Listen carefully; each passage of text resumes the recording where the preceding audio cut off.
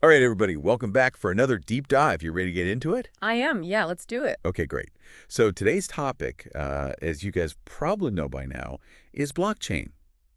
I think we all hear this word blockchain Constantly, yeah. thrown around Yeah, constantly, yeah. but I think we all feel a little bit maybe intimidated Absolutely. by it.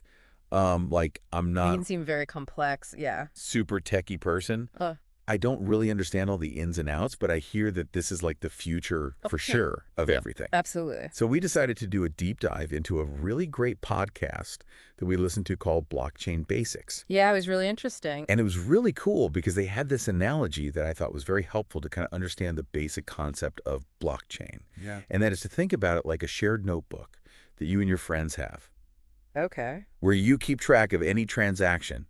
Like Yeah. if you loan a friend $5, you write it down in the notebook. Or if you guys order a pizza and split it, you write down how much everybody owes.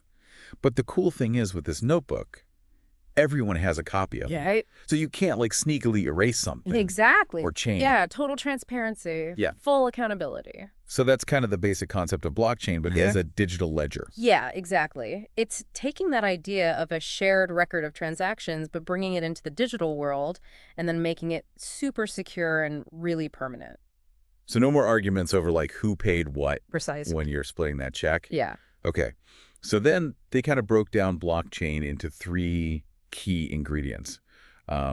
Blockchains and decentralization. Yes. So can you break down those three things for us a little bit further? Yeah, totally. So going back to our notebook analogy, think of each block as a page in that notebook. And on that page, you've got a whole bunch of transaction details. Just like pages in a book, these blocks are linked together in chronological order, and they form an unbreakable chain. Okay, that makes sense. Yeah. I'm seeing the chain element. Yeah. Yeah. What about this decentralization? Decentralization is super important, and here's why. Imagine with our notebook, if only one person was holding it, they could potentially change it, right? Oh, yeah. In blockchain, that chain isn't stored in one place, like on a bank server. It's actually copied and distributed across a huge network of computers all over the world. So no one single entity has control.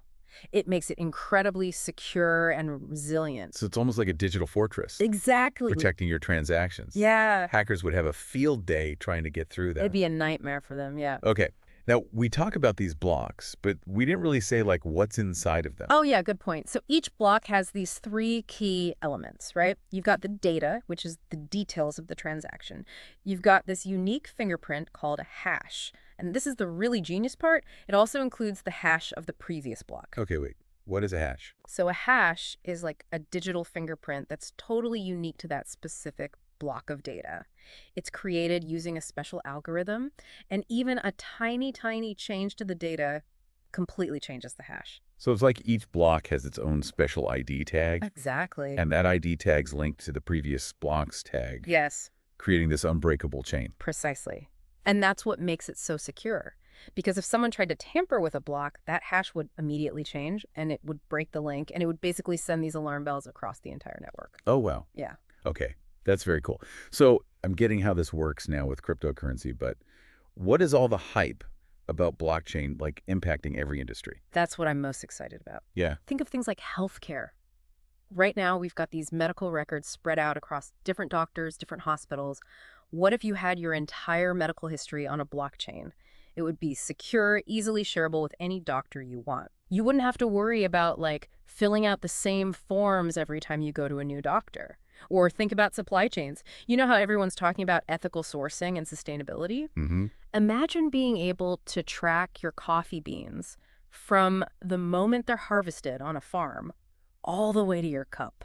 Oh, wow. You'd know exactly where they came But from. you'd know if they were really ethically sourced. Exactly. And those are just a couple examples. Blockchain has the potential to change voting systems, make them super secure, impossible to tamper with, or streamline property transactions, get rid of all that paperwork and bureaucracy. Wow, that's amazing. Yeah, It sounds like blockchain is way more than just some cool technology. totally. It's something that can really build trust and transparency in ways that we probably haven't even thought of yet.